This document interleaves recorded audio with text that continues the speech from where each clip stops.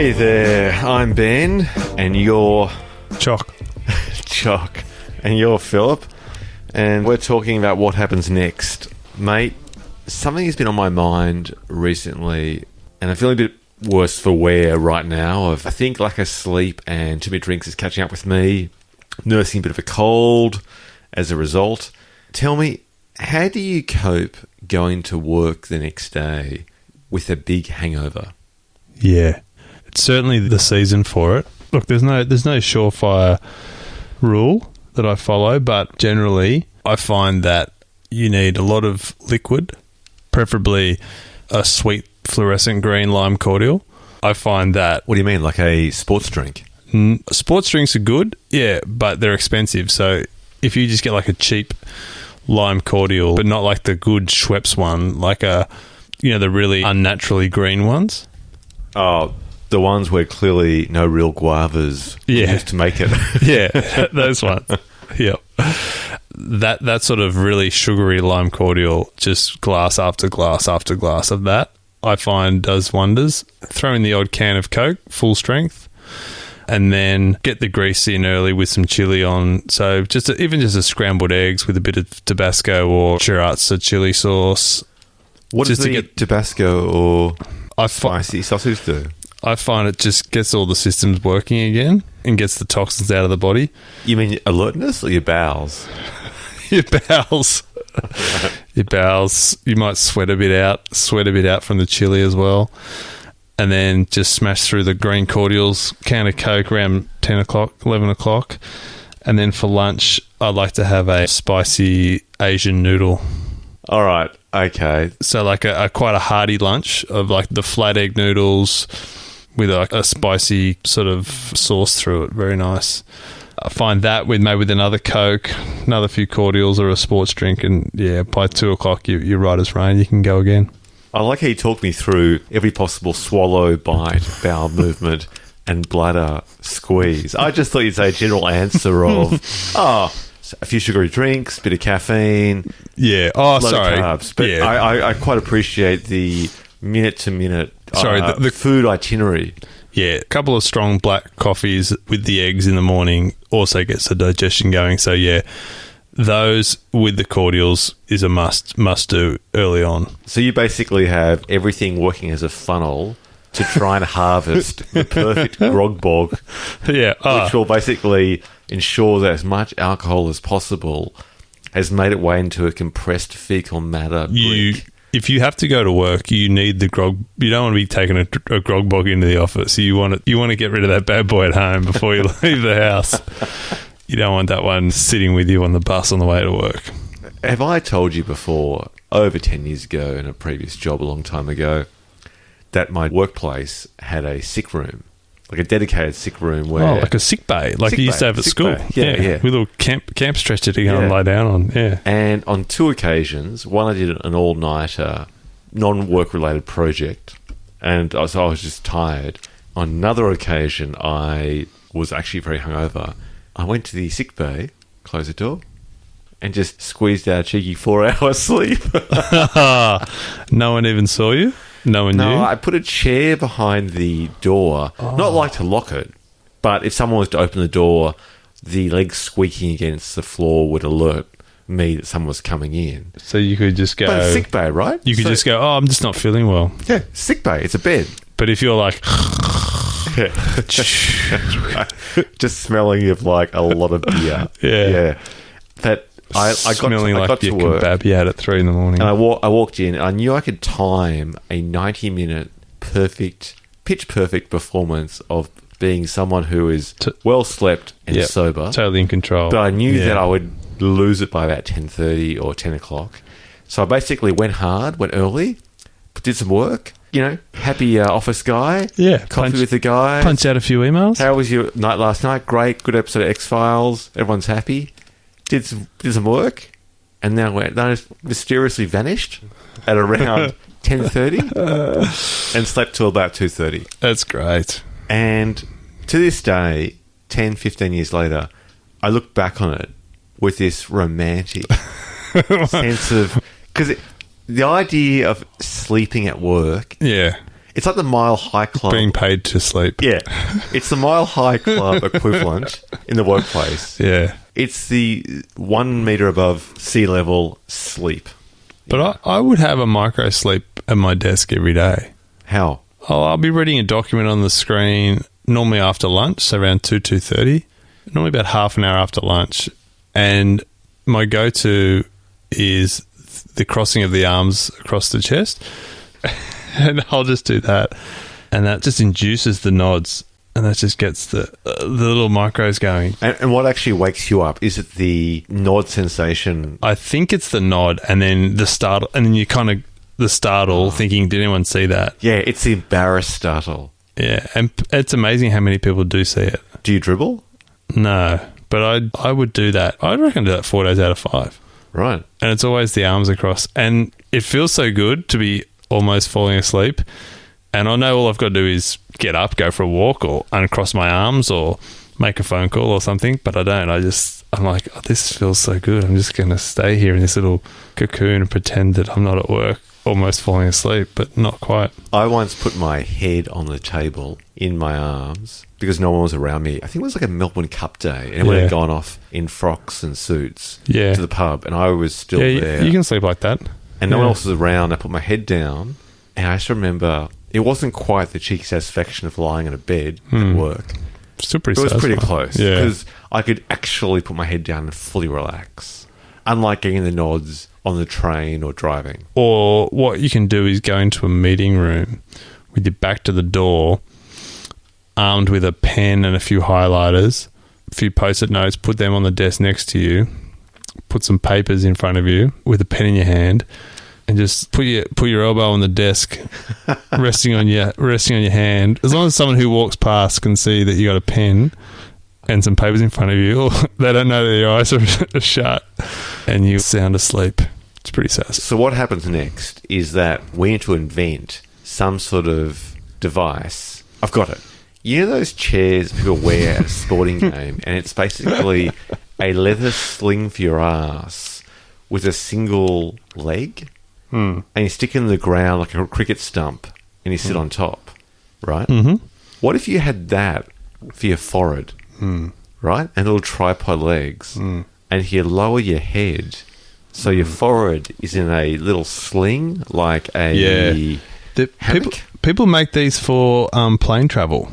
Oh, like that ostrich thing I've seen where you put your entire head. Yeah. That's just ridiculous. And it looks very weird. And so you can sleep without your chin falling forward, hurting your neck. It's like a sling for your head, isn't it? Yeah, there's different versions. There's one which is holding your head What's back. the ostrich? The ostrich, it's like a pillow you put your head in, and I think you put your arms into it as well, and then you lie forward. So it takes out all the light entirely. Yeah, I think I've seen that one. I don't understand why it's got padding, because to me they just make it hot. But I think it's like a pillow that you put your head into. Yeah. So it's dark, and it also insulates against noise, and then you can lean forward or to the side. How do you breathe? I know. I think there's a part for your mouth. Could be a bit claustrophobic. Yeah. Or it's like a donut, so it's like being on a massage table with your face through that little hole. Yeah, but I think your eyes are covered as well, so only your mouth is visible. Because the idea is... It sounds doable. Like, it sounds worth investigating. Yeah, I think the idea is when you put a bit of pressure on your eyelids in meditation to relax afterwards, like yoga, it's quite relaxing. So to actually have... It's like a balaclava, or, like the Americans call it a ski mask, but except for eye holes. So it's just the mouth hole. Yeah. And it's like the effect of wearing an eye mask. Yeah. So that when you open your eyes, it's still dark. Yeah. Yeah. So you've got absolute blackness. Some sound is taken out because around your ears as sound is key on planes. But, I mean, packing that thing, like pulling it out of your briefcase? Yeah. See you later. I'm just going to put my ostrich on. Totally. Yeah. Yeah. So what happens next? If we were to recommend the ideal way to get to work the next day with a hangover, we suggest take advantage of the sick bay. Yeah. Take your sugars, your caffeine, your carbs, and your Tabasco sauce. I think it's... To bring on a grog bog, absorb the alcohol, and stay alert. Yeah. Grog bog quickly, chili, caffeine, conducive to grog bog getting discharge, and then liquids, sugars, and then another big serve of spicy carbs at lunch, just to make sure it's all all going south. But I basically follow the rule that just eat and drink your way out of it, basically. So I'll throw in even like a toasted sandwich at morning tea time or something just to... But it's sort of got to be real food. You can't just go and have a pie or a Big Mac because that's just going to make you feel worse. Do you know what I mean? Like, it's actually, as bad as this food I'm saying sounds, it's actually still real food. It's like... You know, it's just a stir-fried noodles or something. It's not. Yeah, it's not like it's white bread with sugar in it, like a Big Mac. Yeah, it's like it's not wholemeal. I'm not saying go have like a Big Mac and 20 McNuggets. That's just going to make you feel worse. Yeah, it's got to be stuff that you would normally eat. Yeah. All right, thanks, Dr. Phil. You're welcome. What other problems of the world do we want to solve tonight? We could talk about air travel in general. I mean, we've touched on it with the head sling technique. What are your thoughts on people taking their socks off? As bad as it is on the plane, and it is bad on the plane, and there's a lot of these social media air traveller... BuzzFeed list of 10 things you should or shouldn't do on the train, on a bus. Yeah, but people actually taking photos of people clipping their nails on a plane and stuff, like clipping their toenails on a plane. Isn't there a photograph of that guy wearing his underpants? He's taking his pants off and his shoes and socks, and he's lying there, sitting there, and there's a guy next to him. On the plane. Yeah. Going, what the fuck is going on? This guy is there, asleep. And there's nothing you can do. In his underpants. There's nothing you can do, right? If you turn to put some clothes on, you risk some sort of mid-air incident. You don't want to make the plane divert or something. As bad as it is on the plane, and I do find them claustrophobic, hot, cold, noisy, disgusting. Toilets don't get cleaned often enough. The food's bad. People have got no idea how to behave. No courtesy for other people. People wear the worst clothes on planes. People don't wear shoes on planes. People will board an aircraft wearing bare feet, like walking across the tarmac in bare feet. I'm like... So those bare feet have just walked through a dirty airport, across a dirty tarmac, and now you're just going to sit them next to me in a confined space with recirculated air for the next 14 hours. That's just... Those people go to the toilets with bare feet. Yeah. That's disgusting. Yeah. Like, there'll be wetness on the ground. Yeah.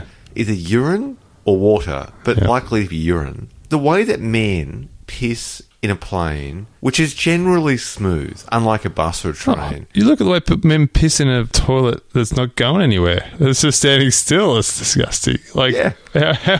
I just find it astounding. Yeah. And so you're standing there and feeling you're on your feet. Then you go back to your seat, curl your toes up on your chair. Yeah. It's weird. Yeah, it's weird.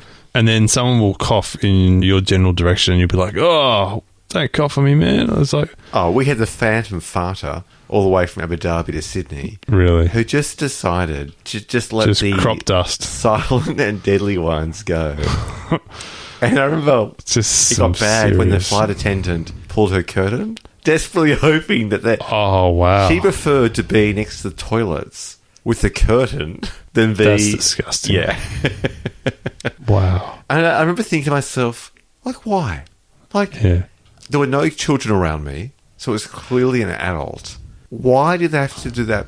Go to the toilet at least, where there's a fan, an extraction fan. But to sit there in your chair just sit crop there. Dust. Well, not even crop dust. So you're just doing it. You're just letting it. You're spraying it from the aerosol of your arsehole. Yeah. From one location. It's pretty shameless. It's totally shameless. You can pretty much zero in on the source. I did. Yeah. I did. Did you publicly humiliate this person? No, but I did a few of the... evil eyes. And the sudden kind of jerky movement of... What's that? What about a few... Oh, you got to be kidding, mate. Like, seriously, mate. Like, come on, mate. Seriously, mate. I did a few mutters where I went, I can't. No, did they? Just that kind of... I can't breathe. That staccato... half a sentence utterance or mutter. Yeah. But as I was saying, as bad as the plane experience is, it's the whole inefficiency of my fellow travellers that just kills me. It's the person who waits in line for 45 minutes, gets to the check-in counter, and then, oh, you want my ticket? Oh, okay. Who would have thought? Oh, I didn't notice that you're asking every single person for the last 45 minutes who was in front of me for my passport. And you want everyone? Do you want everyone's passport? Oh, okay, sorry. Kids, have you got your kids' passport? Oh. Okay, and then metal detectors, Oh, so when you say you want me to put metal in there, you mean my car keys and my phone?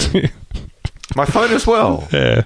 But it's a plastic case on the outside. Oh, that big sign that said no aerosols. Oh, I can't put aerosols in. I can't take them on the plane? Okay. Oh. Because I just thought I could carry on a 2-litre compressed can of hairspray for my 2-hour journey interstate. I just assumed that was fine. Oh, and I also assumed that I could just take on like 2 enormous suitcases as hand luggage and pretend that they're like the size of a handbag. And then I'll just like stuff them into the overhead compartment for like 45 minutes while the queue of people who are still trying to board the aircraft just banks up behind me. I'll just do that. That's fair. That's efficient. Yeah. So you're saying that my ticket says how big my bag can be and how heavy it can be, and Google can actually answer that for me as well before I get to the airport. Ah, right. Oh, and my ticket says 38D, but that means I can't sit in 28C. Oh, I thought I could just sit wherever there was a spare seat when I got on the plane. I didn't realise that. You know what I love? I love when people sit in the wrong seat. And I reckon those people would have failed drama at school. But there are some Oscar-worthy performances. Oh, yeah. Where, what Jim? Oh. How am I in the wrong? No. Am I? No. What do you mean I'm not in the exit row? And they're trying to use their Steve Jobs field of distortion, where he'd basically convince people of something against their better judgment. And it's like, you know what? You can tell me that you think you're in the right seat, but as long as my ticket says something and it's printed in front of me as a 3-dimensional hard copy and there is signage above, I don't understand how you think you'll possibly convince me otherwise. Yeah. Or the people who are actually making a genuine attempt to sit in the right seat, but just taking way fucking too long to work it out. It's like, okay, the numbers are counting upwards as you walk down the plane. A, B, C one side, D, E, F the other. Like, come on, it's not that hard. There's a pattern here.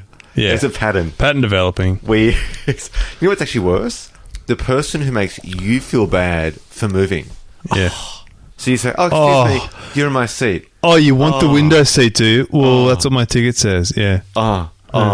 Precious. Precious snowflake. Yours says B, mine says A. A's window, B's middle. I actually booked mine earlier ahead of you to get that seat. Yeah. I'm sorry that you weren't as organised and didn't book as far ahead as me or pay as much as me. Fuck you, buddy. Yeah. But to make you feel bad, like you're being... Like it's semantics. Yeah. To say... who cares? We're all on the same plane. What does it matter? I mean, if I have to move out to let you get in, can't I just move across? Take that away and the world's in chaos. I agree. This is why I love Japan. I love Japan, that as repressed as they may be, which is terrible for procreation and general mental stability, I do love that they repress their selfishness they repress their expression and cover it in politeness. So when you go to the train station or you do anything, there are lines, there are systems, people comply, there's a politeness. But they don't have they don't care about personal space. But apart from that, they're incredibly polite and trustworthy, and you can follow the rules. You can leave your door unlocked on your house while you go to work all day, and Yeah, and if you line up, everyone lines up. Like whenever I'm at an event and someone jumps ahead of me, I always think, okay, there's 2 things here. Either you think that you're better than me, which makes you an a-hole, yep, or you didn't think. Yeah. Either way is bad. Yeah. Either way is bad. When was the last time you called someone out for queue jumping? Jeez, it's satisfying. Oh, no, but this is the thing, is that when I do call them out and they get shirty, yeah, and then make me feel like I'm the one indulging in semantics. It's like, what's your problem? It's like, my problem is that you jumped ahead of me, and frankly, why should you? We live in a society, and calm down, mate. Calm down. Yeah, well, down. Don't worry. We'll all get on the same bus. We'll all get on the bus. It's like, well, no. Well, actually, A, we may not, and B, you get a better seat than me. I got here early. I made the effort. I was organised. Yeah. I hate being made to feel pedantic about that. It's like, you know what? If you think I'm being pedantic, it doesn't mean anything. Get to the back of the queue. Yeah. Like, if it clearly means nothing to you, we're all going the same bus? Okay. In that case, go to the back of the queue. Yeah. That's what I hate. Is that there are if you're so sure that you're going to get on, buddy, back of the queue. Yeah. I was lining up for the Manly ferry last summer. The queue is so long, it's stretching out of the ferry terminal around Circular Quay. They've put up those metal barricades to sort of form everyone into these queues. It's a big ferry, so you're probably going to get on, but it's kind of like, we might not get on, I might have to wait. We'll be at the front of the queue for the next one, but that's like half an hour away. And these two backpackers come up, two young guys, come up, and they both kind of went, they sort of looked down the end of the line and went, just jump, like motion, I just in here. And they just sort of stepped in, like three in front of me, and instinct took over. Like, I didn't even think about it. I just went, oi! And the woman there was like a sort of middle-aged woman in front of me. She like jumped. She jumped 3 feet. It was right in her ear. Like, but it was just instinct. I just went, "Oi, what are you doing?" And they were like, "It's like the caveman instinct." Oh, it was like would line up. My wife was just like, "Are you right?" I'm like, "Sorry, I just don't know what came over." It was just like, "You will not get in front of me." I'm sorry. There's a clear line here, which is like 100 meters long. You'll be going to the back of that line. And they looked at me like, yeah, all right, mate, all right, don't worry, it's okay. And I was just like, you fucker. She's all satisfying, though. I had to apologise to the lady in front. She's like, oh, no, you did the right thing. I'm like, yeah. You know what? I hate the people around you like that woman who actually don't back you or think you're being oversensitive. It's like, what's the point? Do you a favour. What's the point in sitting there and just being dirty at them the whole time? Like, don't piss off. Totally. I don't understand that people can do it. Actually, there's something worse than queue jumping, which I find to be in the same zone, but worse. And that is people that litter. Yep. I do not understand it. No. Because basically you were saying, fuck it. I'm going to drop this can or this wrapper. Yep. And I either genuinely do not give a shit what happens 20 seconds later with the wind or whatever, or I do know, but I don't care. Or the smoker who just doesn't make the slightest effort to look for a bin. Yep. They don't even stub out their cigarette. They just flick it onto the road. Yep. Knowing full well it's going to wash into the gutter and out into the harbour. When I'm driving a car and I me. see that kind of those sparks as someone flicks their cigarette out the window, I'm just thinking, what are they thinking? Like, that goes into stormwater. It goes to the beach where they may go and swim on the weekend. Yeah. Like, what are they thinking? If you find a dirty cigarette stub so disgusting that you don't want it in your car, what the fuck are you doing smoking it in the first place? Well, they're already smoking their car. It's not exactly. Like if they stub their cigarette out in the designated cigarette ashtray that they have in their car, yeah, it won't change the smell of the car. No. It's already fucked. Yeah. Yeah, but they don't want to have to empty out the ashtray because ashtrays are fucking disgusting. But they're quite content to smoke that ashtray. Actually, what's even worse than that, I've always found, is the people that smoke. Have we talked about this before? We were travelling around the Great Ocean Road 20-odd years ago, and we were at somewhere like the 7 Apostles, the 10 Apostles? 12, I think. 12, but half of them have fallen into the ocean. Yeah, and so it's an amazing view. So you're there by looking at one of the most spectacular views of the environment in the world. Cliff top, sandstone structures rising out of the ocean, the waves are pounding below, and looking at my feet, covered in cigarette butts. And this joker next to me smokes, doesn't even just stub out his cigarette, he just flicks it into the bush in front of him. Now, putting aside the risk of fire danger with a bushfire in summer, how can you admire that view on one hand? Yeah. And then seconds later, trash it. Yeah. And I actually said something to him. I said exactly that. I said, mate, how can you do that? You are there admiring the beauty of nature. Whether you believe in a god or you don't, you can admire that this is something phenomenal. Yeah. Created naturally or not. Well, you've clearly driven here to look at it. Yeah. You clearly value it enough on your bucket list.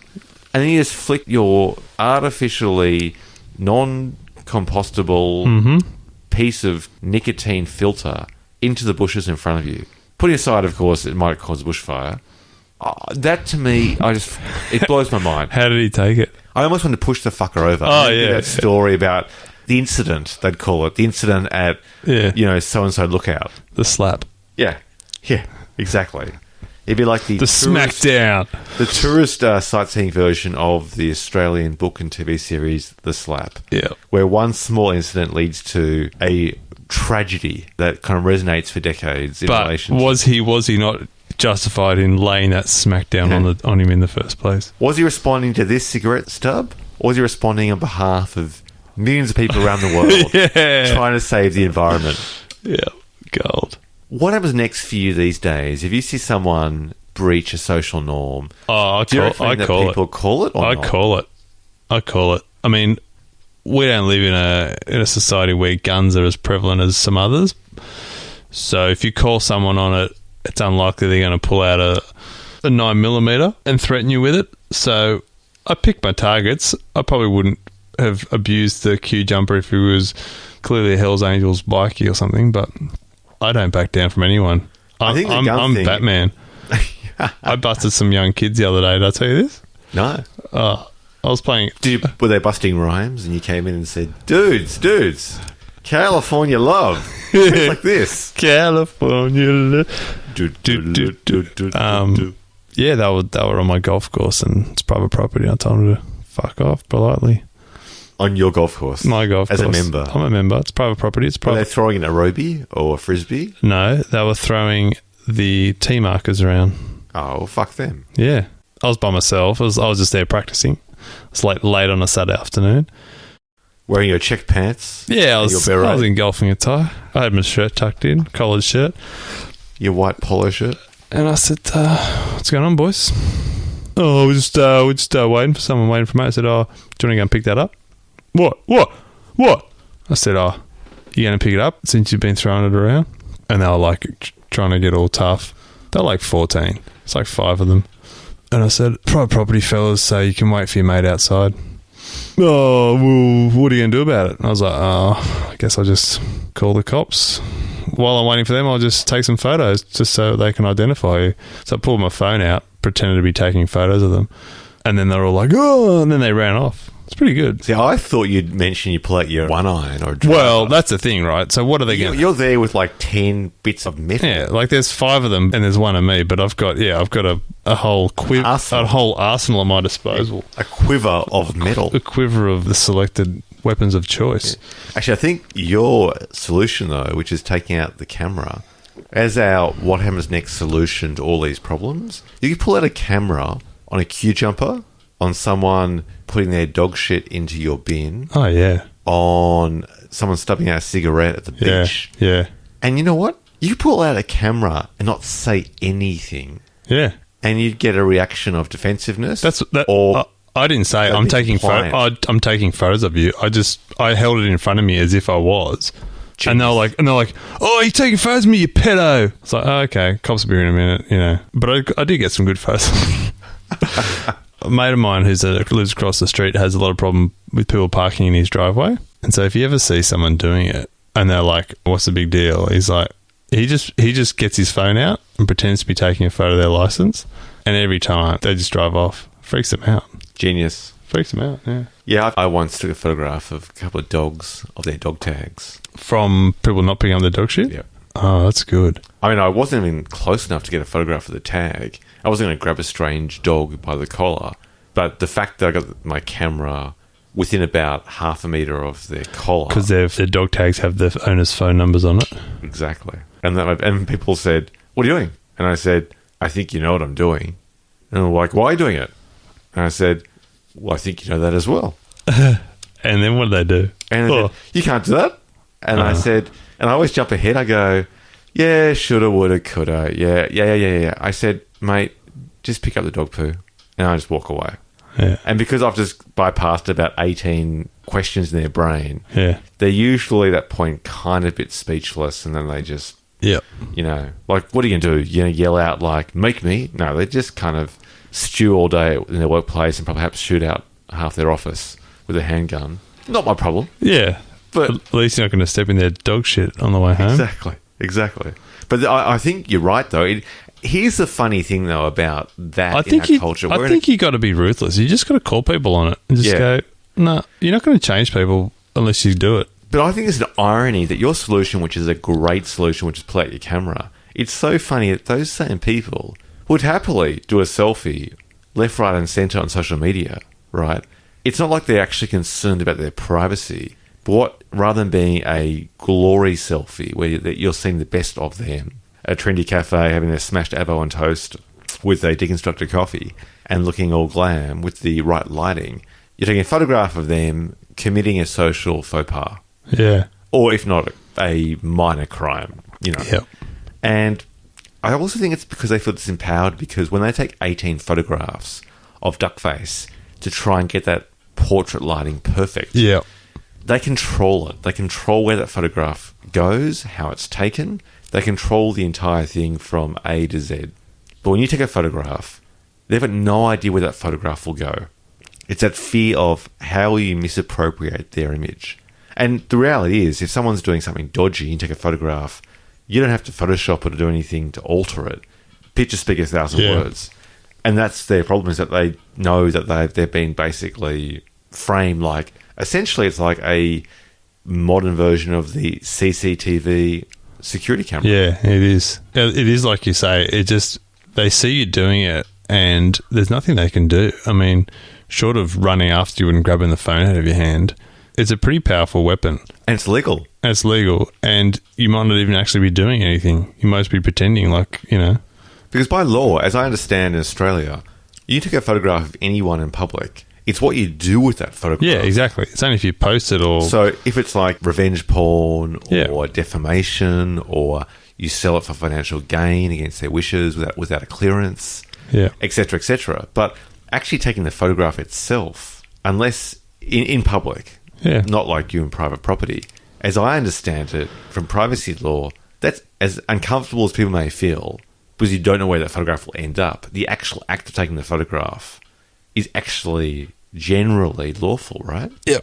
And that's what people hate because they know the... So now I feel bad because I see people throwing their cigarette butts out in the city all the time and I don't say anything and I feel like I should. But I find smokers are very aggressive as a very gross generalisation. But 100%. And they are so defensive about the fact that they smoke. Yep. They're defensive about it, but for no good reason. And I have zero tolerance for smokers in all sorts of reasons. Like... gives me the absolute shits. In one of the previous jobs I had, people started getting stand-up desks. And at that particular company, the HR department freaked out because it was different than normal, right? Yeah. And this was in that wave of when it first started where sitting was the new cancer, was the expression. Yeah. Or sitting is bad for your smoking. Yeah. And what annoyed me was that they got all uppity and funny about people... either requesting the company to buy them stand-up desks or they brought in their own. Yeah. Either way, it was a problem. It shouldn't have been because companies spend money and time putting on CrossFit and yoga and diet seminars, whatever, all the time. So theoretically... Or supplementing your gym membership and stuff. Yeah. Theoretically, they should have just very quickly researched it themselves and supported it. But no, it was all too hard. All too hard. Like... The response was, if we say yes to this, then everyone will want to do it. And my answer to that was, well, isn't that good? Yeah. Right? Like, if that makes them healthier or fixes their backs or helps the blood flow, that's not a bad thing. But what really annoyed me was this particular employer at the time, they were based in the city, and they actually provided ashtrays outside the offices so the employees could smoke on the street near the entrance with the dedicated wall-mounted ashtray and often smoke, 10 times a day. So two things. Let's make it convenient for them to smoke by providing ashtrays, and B, let's allow them to do that when they're, spending an hour per day of work time. Just 5 minutes. Well, 5 minutes, 5 minutes, 5 minutes, 5 minutes. Yeah. That really annoyed me. What happens next if I ran a company and I was an employer? I wouldn't be accommodating smoking in that way. I just think Why not accommodate good things that people do? Like, if someone wants to do meditation, accommodate that. If someone was going out for a coffee to buy a takeaway coffee 10 times a day, Yep, perfect example. you'd be like, come on, mate, how many coffees do you need? Seriously, like, do some 100%. work. Yep. Oh, no, I'm addicted to cigarettes. I've got to smoke, man. If someone went out and had a light beer for, Yeah. 10 minutes, Yeah. for 15 minutes every 2 hours in a day, you go, mate, you can't, what are you doing? Yeah. Or a donut. If someone went out and had a donut for 5 because actually, if you catch a lift in the city and you go down, 20 levels and have a cigarette, it's 10 minutes. Oh, by the time you wait for the lift, yeah, totally. If you went and got a donut every hour in your day, people would just say that's unacceptable. Yep. You'd be fat shamed, you'd be made to feel bad, made to feel greedy, unhealthy, but smoking's fine. Yeah. Even though obesity is killing us at a greater rate than lung cancer, oh, that's fine, you can do that. Yeah. Ban donuts, ban smoking. Yeah. Maybe you could have a dedicated smoking room on each floor. And then you'd be like, you really like smoking, do you? You really like smoking? Well, go into that disgusting...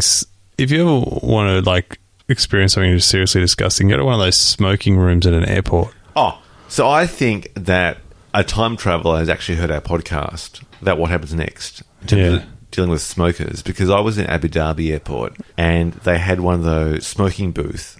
Yeah. I kid you not, I'm pretty sure it was about the size of 1.5 phone booths.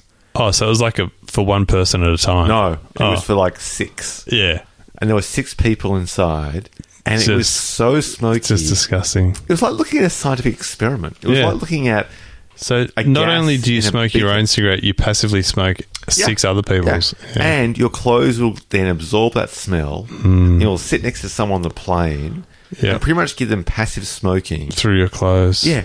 It was like if someone on a scientific kids program, put a cigarette underneath a glass and just fills with smoke. 6 people in there with 2 waiting outside. And the weird part was one person finished and slipped out. They kind of like... opened the door just slightly ajar and slid out. Yeah. It was disgusting. There's nothing like So that's what I would do. Of it, and they got really defensive. The smokers? Yep. Yeah. I think it was like being nicotine shamed. Yeah. That's what I mean. Like, they are so uppity and defensive and aggressive. If you pulled a smoker up on the street and said, "What are you doing? Pick that up. It's littering. It's going to wash straight into the beach or straight in the harbour," they'd be like, you would just get absolutely abused to high heaven. If people threw their McDonald's wrapper on the ground as often as a cigarette butt, you'd notice it all the time. Because people would just be dropping wrappers all the time. But McDonald's would be shamed into making it all biodegradable or something. Yeah, exactly. Yeah. Kills me. But that's what I would do. What happens next? If I had a chronic problem at my office where people were taking smoking breaks all the time, I'd say, okay, from now on, if you want to smoke, you've got to smoke in this room. You can't leave the office to smoke. I don't think people like smoking that much. They like taking breaks. Sure, they need it. They feel like they need a cigarette, but I work directly opposite a smoker, so he sits directly opposite me, and he's in his 50s. He's clearly smoked his whole life. He's got the voice and the lack of teeth to show for it. But he would only smoke... I'm sure he smokes before he gets to work. I'm sure he smokes a bunch at lunchtime. But he has a morning coffee and an afternoon coffee, and he smokes when he goes down to get his takeaway coffee. Yeah, I reckon he probably has 2 when he gets his morning coffee and 2 when he gets his afternoon coffee, and that's it. But he's not going in and out all day long. He's having 1 break in the morning, 1 break in the afternoon. That's perfectly acceptable. People in the office, they get up to get a drink of water from the kitchen, and they'll be like, eyebrows to their friend, "Let's go get a drink of water from the kitchen." The other friend will get up and they'll stay in the kitchen for 15 minutes talking, before they go back to their desks. It's just as bad, I find. Yeah, I agree. And I think, as you say, if you put people in a smoking glass, funnel... Yeah, do you really like smoking that much? Well, here you go. Yeah, exactly. You'd find out whether they like the break and the excuse that a cigarette gives them for a break, or is it the nicotine? And obviously nicotine is half of it, but... it certainly would dilute the attraction of doing it. Totally. And a lot of people like smoking, but they like the social aspect of it. They don't actually like the smoking without the social. You know what I mean? Oh, and the camaraderie. Yeah. So basically, I think a lot of these people... they like going outside with a friend, having a chat, getting some fresh air, albeit smoke affected. or they like having a smoke with their coffee, and then they go out to work. And do you think they increasingly bond as what they would see as a victimised minority? Yeah, the outcasts. The outcasts together, bonding. Yeah. On the scale of cigarette butts is I don't understand people that frickin' spit a goobie on a footpath. Yeah. Why? First of all, there's two levels here. I understand people who spit in general. I mean, maybe if I get a cold once a year, I can understand wanting to get rid of saliva. But regular spitters, I don't get. And two, a footpath by definition is always, or usually, beside a road or a gutter or a garden. Why would you spit on the place that people are walking on, which they will then...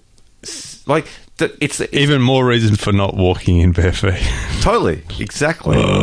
It's like you're saying, I'm going to do a goobie here, and I don't care if you step in it. Did I tell you who I saw up at Bronte the other day do what's commonly known in Australia as a bushman's blow? Is that like the... No, that's when you block one nostril and forcibly blow the snot out of the other nostril just into wherever it's going. My stepbrothers used to do that, and they weren't bushmen, and they weren't in the bush. Yeah. They were like in a suburb near a shopping centre, and they did camp, admittedly, every few weekends. It was, to me, that was worse than the goobie. It was worse than that. A crowded footpath on the edge of Bondi Junction on a Sunday lunchtime, and a former international test cricketer is walking along with his partner and did that in front of me, like half a metre from me. Into a garden? Nope. Just under the footpath. Oh! Yep. He did a bushman's blow on a footpath. Yep. That's disgusting. He was... drunk? No, he had been swimming, but I'm sorry, by that stage where he was a good couple of kilometres from the beach. Like, if you're not wearing Speedos... Yeah, like then your bushman's blow... There's absolutely no excuse for it. If you've got some bit of salt water up the snoz, like, sorry, it comes with the territory.